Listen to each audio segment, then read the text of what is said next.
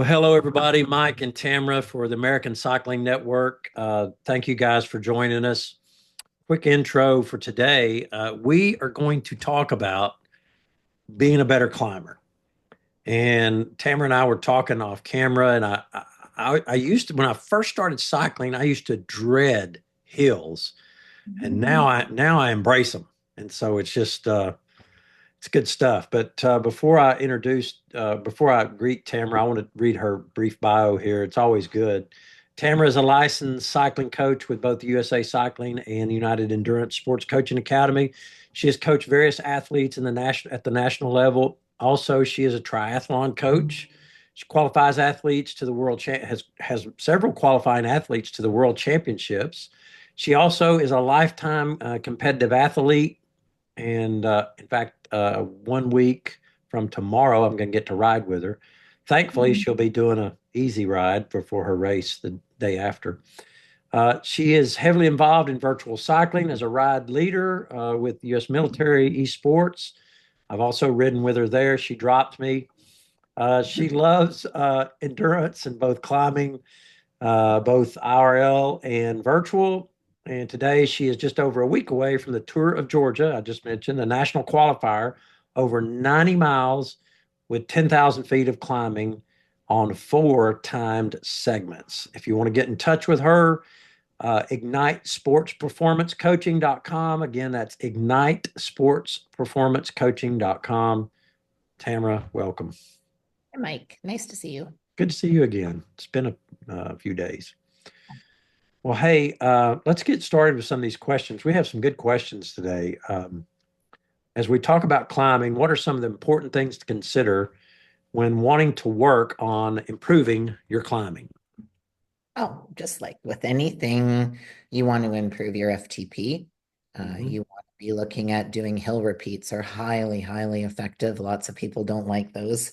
And lots of people don't want to hear too about losing unnecessary body fat. So not so much what the scale says, but looking at body fat levels and trying to lose some excess body fat, but also finding an efficient cadence. Right around 70 to 90 RPM is right about where you want to be to tap into the aerobic system. I mean, there's times where you'll want to be at a lower cadence than that, but if you want to save the legs, and you got to up your mental game, you really have to get into that headspace of enjoying the climb, enjoying the challenge, pushing through the plateaus, pushing through I don't want to do this. I want this to be over. But then, there's also gearing. You have to look at the gearing on your bike too. If Yeah. you're doing a lot of climbing, you might want to consider, gearing like, 50-34 kind of thing and Yeah. make it a little bit easier on you so you're not grinding everything out. Yeah. I think mine is a 32 on the rear. I've got a It's 34 on mine. 34. Yeah. Yeah. That's interesting. I know that weight does make a big difference. And I want to circle back on weight before we finish. So don't let me forget. Specific strength training exercises that can improve climbing, what would you recommend? More so like in your off season, you should be hitting that lower body with squats, lunges, deadlifts, Romanian deadlifts, but it's also really important to be training your core, lots of planking, that kind of thing, because you having a very, very strong core is allowing your legs to then be like pistons, right? So you're keeping everything nice and tight, and then the legs doing all the work. Okay, that's interesting because I have felt it in my core, in my lower back. When I get out of the saddle and I'm leaning forward and really hammering. That's interesting that you say the core. What are some mental strategies for climbing? We talked about that off camera as well, and Hmm. it can just be daunting sometimes. The challenge in our own brain. Like we talked about the last time, we sat down and we talked about century rides and how, to mentally prepare. Break it into sections, break the climb into sections, right? Don't be thinking, oh, I've got this big, long, thing to go up. take it in, in sections. Okay, well, I've done, a third. I got another, and then I'm going to be two-thirds, and then I'm going to be done. Positive self-talk and reminding yourself, like, I've trained for this. I've got this. I've Yeah. trained for this. Yeah. And visualizing yourself, at the finish line, reaching the top of the climb. Oh yeah. And it's very rewarding when you do get up there. Yeah. That's an interesting point because the Cherahalla Challenge last year was my best one yet. I've ridden it twice. The first time I rode it was not good, It's a but big but body. but last year was really good. And when I got to that point where I was in that pain cave, I remembered riding the Four Horsemen on Zwift. Oh yeah, that's a good one. Yeah, and I remember saying, and it's so funny when you said visualization because it kind of rewound me back to last year, and I was able to put myself in that brain space of saying, I've done this. Yep. This is no different than that last climb on the Four Horsemen, and I can do this because you're 70 miles in, and you go up this Cherahalla Skyway, and it's about another 4,000 feet of climbing, Mhm. and it's just all climbing, and it's an average of maybe 10%. It gets to 12 to 13 at one point, but it's not very long. But it's just 5 miles an hour. You're Yeah. just grinding it out. And it's just brutal. But I remember Zwift going back and saying, "I've got this." So that's good. That's a good tip. What Well, about? I tell myself pain is temporary, glory is forever. Well, and I have to tell myself that on the trainer because when I'm out in the mud room, and I need to do a little snippet for that, and I need to. Greg told me I needed to start a Facebook page, so I got to talk to you about that off camera Oh too. yeah, we got to do Get that. some of your tips, but anyway, when I'm out in the mud room, there are times where that little voice from that movie I recommended a week or two ago of Unbroken, that a moment of pain is worth a lifetime of glory. Yeah. Now, not that we're competing for the Olympics, but you know what I mean. I mean, just that pain pays off. And so sometimes it's only bragging rights, but hey. Uh, Another question: how can we improve efficiency and save our legs? Say when we've got a big climb and we're going to be climbing 7,000 feet, 8,000 feet in a day. What are some tips that can help us improve efficiency, kind of Oh, save our legs? so you got to look at your cadence. Hmm. I say between 80 to 95 is ideal. It'd Okay. save the legs. A Pedaling faster technique, cadence. a faster cadence, yeah. Okay. Okay. So when you want to, we will want to take climbs based on the length of the climbs. Like short, punchy climbs, I would Yeah. say lower your cadence Hmm. and stand up and just, Yeah. Hammer punch. it out.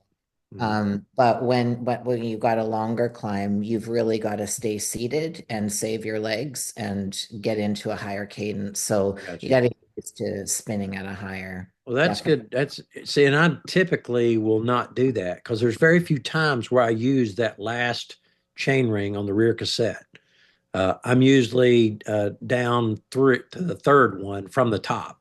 So you Mhm. count the top one, the next one, then the next one is usually where I'm at. So what you're saying is I probably need to move up one or to the last one and increase my cadence. Yeah, you need to Yeah. increase your definitely. But also like I think that a lot of people neglect having proper bike fit. And Okay. they experience a lot more pain than what they really need to Yeah. experience without a professional bike fit. Yeah. You've got to really learn your pacing and how to manage your energy when you're going up a climb. So I see a lot of people that will surge, so they've got a long climb, and instead of finding their rhythm, they surge and then they ease off and then they surge and Yeah. then that burns a lot of energy to do something like that. I got you. Wow, that's a good tip as well. Now, we talked a little bit about workouts. Are there any specific workouts that'll help us be stronger climbers? In terms of like cycling workouts, Yes. yeah. I like to do, I mean, a variety of things. My clients get a variety of things like sweet spot training, which is 88 to 94% of your FTP, giving intervals 3 by 10, 3 by 15 kind of thing. Okay. I sprinkle in lower cadence work as well. So I will indicate, like I want you spinning at 50 to 60. I want you spinning at 80 to 90 or whatever it may be. But I'll also tell them when they're at that lower cadence, I want them standing, for whatever period of time. VO2 max intervals, probably once a week. More than that, you wouldn't be able to do if you're doing them effectively. Right. And over unders are really good. So doing intervals where you go from being slightly under your Mhm. FTP into Right. being your FTP. And sometimes I like yesterday, I was quite nasty actually with Greg. I gave him all numbers and he's like, I haven't done anything like that in a long time. I totally failed. That's funny. Yeah. That's so good. Yeah. Yeah. So, what are some mistakes that we can avoid when we want to be a better climber? Avoid grinding into hard of a gear, like we talked about, get Yeah. that cadence up and try and get into an easier gear. And what I see too, and we talked about it off camera, is going out too hot at the start and blowing up. So you gotta pace that thing. And Yeah. most people prepare, right? If you're gonna go on a ride, you're looking at what climbs are there. You know how many miles they are, what the average gradient is, and so try not to go out too hot at the start of it. Yeah. And don't skip the gym. So Okay. don't skip your hill repeats. Yeah, that's good. Well, there's some really good climbs. We live close to the Smoky Mountains, and Yeah, I, beautiful. my brain wants to go climb them, but my body's not ready yet in the off season. Even though I've trained all winter, I'm still not ready to go climb 7,000 feet. Whereas if I'm on the trainer, if I get to 4,000 feet, I can stop and I don't have any commute, to get back to where, because I mean, you can get out in the middle of nowhere and then you still have to climb to get back. Yeah, of Yeah, course. yeah, because it's like this, and let's see, there's one, two, there's three big climbs to get there. Well, that means you've got three to come back, and Yeah. so if you do that, you better be in shape well enough to get back. Yeah. So that's interesting. So, what about how should we pace ourselves on different type of climbs, like short, punchy versus long or steady? How should we pace ourselves?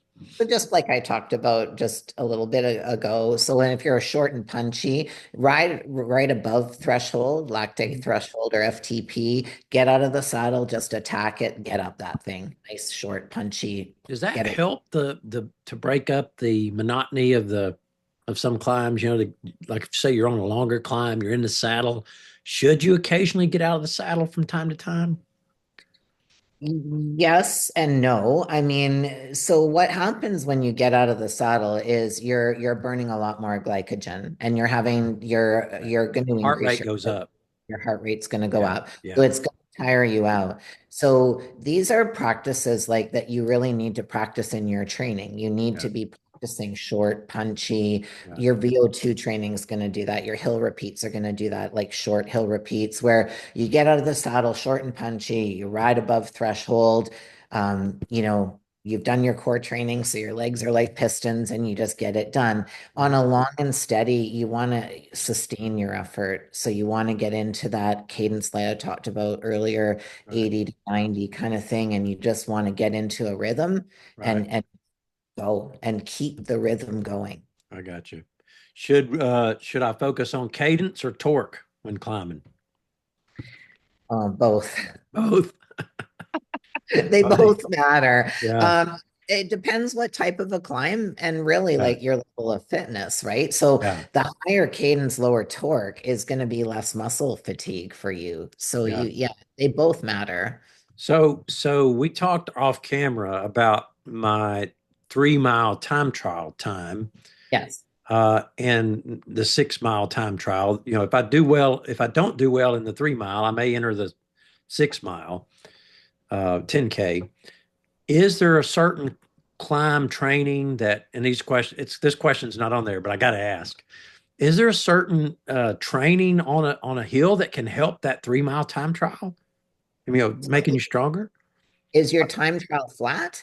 It will be flat. But see, I notice, so I follow Sepp Kuss and all the pros. I mean, every the five pros that are racing right now on the UCI, I follow them on Strava. Right. And almost invariably, Tamara, they're every day they're climbing something. Yep. I mean, it's like 4,000 feet, 6,000 feet, 3,800 feet, but it's always up there. If it's Oh, 100 miles, they're climbing minimum 5,000 feet. they So, have to. They have to yeah. prepare for. So does that make you faster? I'm assuming yes would be the answer on flat ground. Absolutely, because you're working on the muscular system at the same time that you're Okay. doing all this climbing, you're making your legs stronger. But remember, the important part of the equation is recovery. So I actually looked at your training peaks last week, and what did Yeah. I say to you? You Yeah. needed I off, need a right? day Like off. Yeah. you had gone like a solid 5 days of like some Pretty hard. heavy training Yeah. and climbing and training. I'm like, no, no, no, no, no. Yeah. Like you're just burning yourself out, right? So Yeah. don't forget the recovery. Yeah. That's good. Well, what about weight and body composition? How does it factor into climbing ability and how should we address it? Well, it makes a huge difference. So even losing 1 kilogram, which is what, 2.2 pounds, makes Yeah. a huge difference in Yeah. your ability to climb. So on climbs, gravity is ruling you, right? So a 90, say 90 kilogram rider riding a I don't know, 300 watts is going to be climbing slower than someone who weighs 65 kg Mhm. and maybe only pushes 250, so 50 watts less. They're going to Right. they're going to fly by them because it's Yeah. based on the watts per kg, right? Right. And so if you can drop and but let's remember, like I said earlier, it's not about just what the numbers on the scale. It's about dropping unnecessary body fat, and Okay. and the results will come. I see. Okay. And then can you analyze someone's climbing technique using a video or just raw power data? Oh, absolutely, and especially if I have both of them together, Okay. yeah. Yeah, Okay. absolutely can Good. do that. And Uh, and especially data. Like when I'm looking at data, I can see like spikes and surges and heart rate. I'm looking at everything. And so if okay. I've got video data with that too, Oh, it's that's yeah. cool. Okay. And then last question before we talk about what were we going to talk about that I told you to remind me. Was it weight? What was It it? was it Oh, was okay. weight. Wait, and I have that question. Should I train on hills or can I simulate climbing on the trainer? We talked a little bit about that off camera as well. Um, yeah, the this is a loaded question. So training on a trainer is phenomenal. Mhm. Why? Because you can hit exact numbers as they're Yeah. prescribed, right? Yep. You and Yep. you but the problem is that you're static. You're not simulating what's happening outside. You're not simulating, you know, turns and corners and going downhill. You're not simulating all of those kinds of things. Right. So you do have to do both to be Okay. effective. Are you going to get the strength and everything else Yeah. for climbing and learn how to endure the suffering on a trainer? Absolutely. Yeah. But you can hit exact targets on a trainer, but there's things that are missing, and that's your the way your body is sitting on the bike when you're out in real life on that bike on that climb, whether you're standing or whether you're sitting, and there's a lot of factors that are missing. So if you can do both, it's better. Yeah. I know that to me, it just seems more difficult out on the real thing because a lot of times you'll have wind to contend with, Yeah, you'll have some heat. yeah. It can be a challenge for sure. My trainer's in a mud room, and so in the winter it's very cold, but in the summer it's very hot. And so I get acclimated to the heat much faster than some people because Oh I'm yeah. working out in a hot room.